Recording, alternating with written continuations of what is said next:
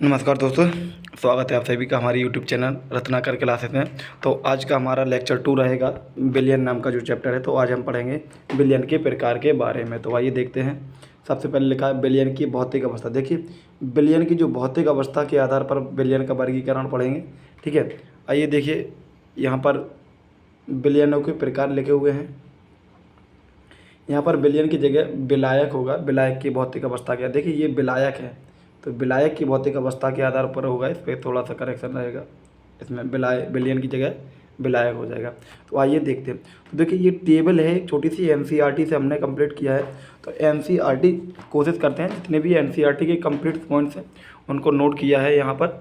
तो एनसीईआरटी की ही ये टेबल है, सेम टू सेम एग्जाम्पल से इसको अच्छे से याद कर लेना। क्वेश्चन कैसे पूछा जा सकता है वो हम आपको बताते हैं, लेकिन उससे पहले टेबल कैसे याद रखने हैं वो ध्यान से देखें। देखिए, लिखा है गैसीय विलयन। आपको सबसे पहले क्या लिखना है? गैस द्रव ठोस। गैस द्रव ठोस, फिर रिपीट करेंगे गैस द्रव ठोस, फिर रिपीट करेंगे गैस द्रव ठोस। ये हो गया आपका।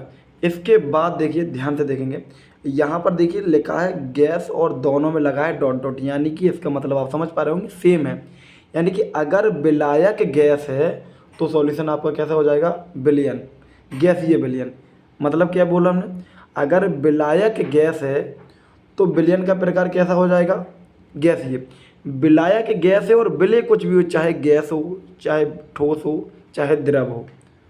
नेक्स्ट है, विलायक अगर द्रव है तो विलयन कहलाएगा आपका द्रवीय विलयन या द्रव विलयन। विलय कुछ भी हो सकता है, विलय गैस हो सकती है, विलय द्रव हो सकता है, विलय ठोस हो सकता है।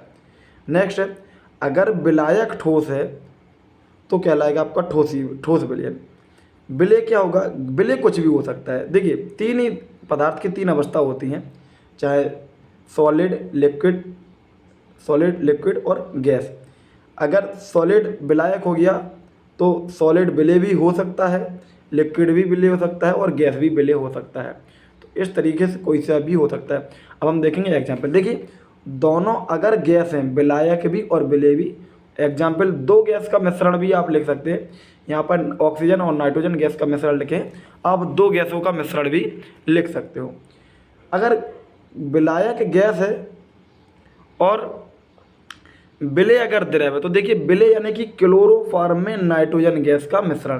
तो नाइट्रोजन गैस यहाँ पर विलायक है और क्लोरोफॉर्म क्या है? विलय है। तो आपसे क्वेश्चन ऐसे पूछा जा सकता है कि क्लोरोफॉर्म में नाइट्रोजन गैस का मिश्रण किस प्रकार का है? गैसीय है, द्रवीय है या ठोस है? दूसरी बात, क्लोरोफॉर्म में नाइट्रोजन गैस का मिश्रण अगर आपको दिया गया है तो इसमें आपका विलय क्या है और विलायक क्या है? इस तरीके से क्वेश्चन आपसे पूछ सकते हैं। नेक्स्ट है ठोस। ठोस में क्या है? कपूर का नाइट्रोजन गैस में विलयन। तो कपूर का नाइट्रोजन गैस में विलयन, कपूर हो जाएगा विलय, नाइट्रोजन गैस हो जाएगा आपका विलायक।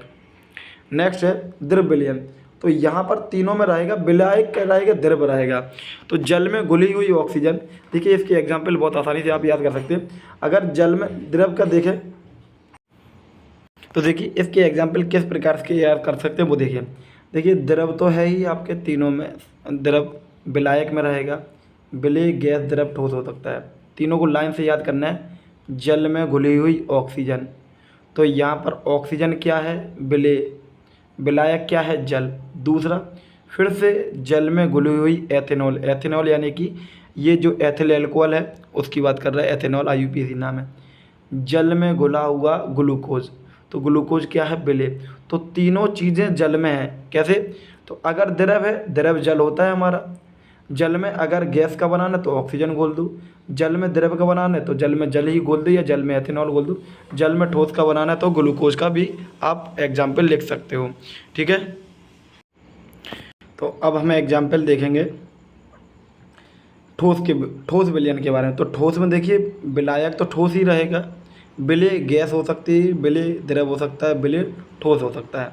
देखिए, अगर ठोस का गैस में देखेंगे तो हाइड्रोजन का पैलेडियम में विलयन। तो हाइड्रोजन का पैलेडियम में विलयन, तो ये एग्जाम्पल किसका है? ठोस विलयन का है। विलय क्या है? हाइड्रोजन है, और ठोस क्या है? पैलेडियम। पैलेडियम धातु होती है।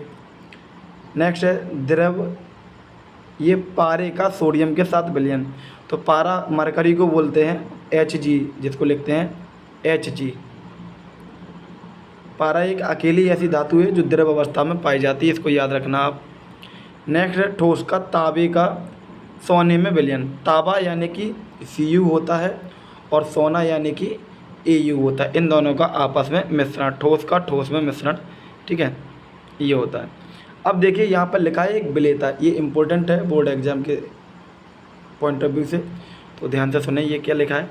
विलेता किसी पदार्थ की वह अधिकतम मात्रा जो निश्चित ताप पर 100 ग्राम विलायक में घुल जाती है। क्या बोला? किसी पदार्थ की वह अधिकतम मात्रा जो निश्चित ताप पर 100 ग्राम विलायक में घुल जाती है पदार्थ की विलेयता कहलाती है। ये डेफिनेशन आएगा। इसके बाद देखिए डेफिनेशन बहुत पहले से पूछ रहा है, लेकिन अब क्या है, थोड़ा सा पैटर्न बदलता जा रहा है, कुछ ना कुछ उसमें क्वेश्चन में ऐड कर देते हैं। विलेयता किसे कहते हैं, इससे ताप पर क्या प्रभाव पड़ेगा, या विलेयता को प्रभावित करने वाले कारक कौन कौन से होते हैं, तो ये सब बताइए। तो इस तरीके से हमने पूरा विलेयता का छोटा सा टॉपिक है उसको लिया है। देख लीजिए 2-3 फैक्टर हैं, इससे क्या फ़र्क पड़ेगा।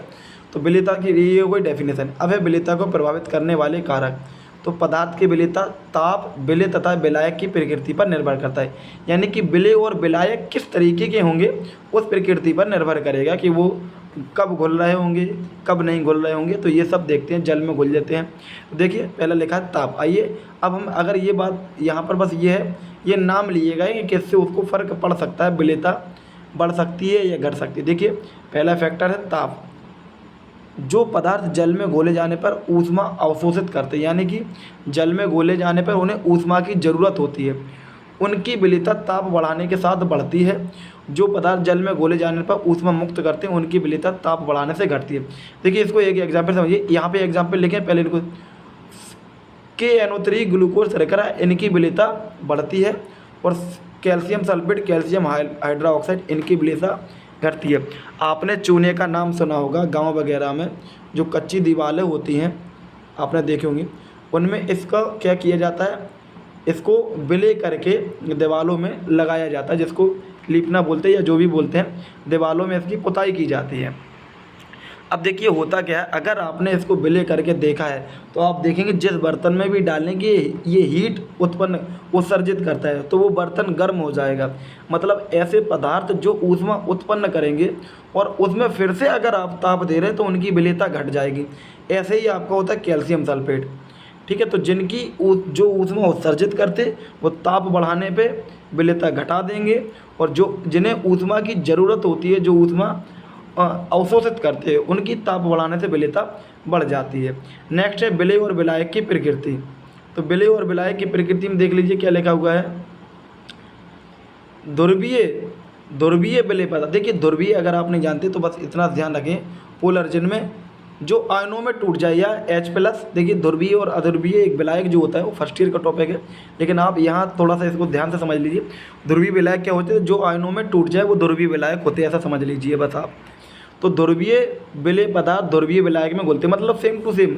यहाँ पर इनका क्या जातिवाद का एक फैक्टर मान लो, मतलब मजाक के लिए बोल रहे हैं यहाँ पर, यानी कि सेम टू सेम है। ध्रुवीय विलायक है तो ध्रुवीय विलेय उसमें घुल जाएगा, और अध्रुवीय विलायक है तो अध्रुवीय विलायक में ही घुलेगा। तो देख लीजिए जैसे लिखा है, ध्रुवीय विलेय पदार्थ ध्रुवीय विलायक में घुलते हैं, जबकि अध्रुवीय विलेय पदार्थ अध्रुवीय विलायकों में घुलते हैं। जैसे NaCl KCl विलायक जल में घुल जाते हैं। देखो NaCl में भी आयन है, KCl में भी आयन होते हैं और जल में भी आयन होते हैं, जबकि अध्रुवीय बेंजीन में नहीं घुलते। बेंजीन का फॉर्मूला होता है C6H6, अध्रुवीय बेंजीन में नहीं घुलते हैं। अब देखिए लिखा है शर्करा, ग्लूकोज, स्टार्च, एल्कोहल आदि जल में विलय होते हैं। इसका कारण जल के साथ हाइड्रोजन बंध बनाते हैं। ध्यान से सुनेंगे, ये शर्करा, ग्लूकोज, स्टार्च, एल्कोहल। अब एल्कोहल तो प्लस और माइनस में टूट जाता है, लेकिन शर्करा, ग्लूकोज, स्टार्च नहीं टूटता है। और क्वेश्चन फिर भी आया कि शर्करा, ग्लूकोज, स्टार्च में यानी कि ध्रुवीय नहीं है, अध्रुवीय है, ये सब फिर भी जल में घुल जाते हैं। उसका कारण क्या है? उसका कारण यही है कि ये जल के साथ मिलकर कौन सा बंध बनाते हैं, हाइड्रोजन बंध। तो आज का टॉपिक हमारा यहीं कंप्लीट होता है। ओके, वीडियो देखने के लिए धन्यवाद।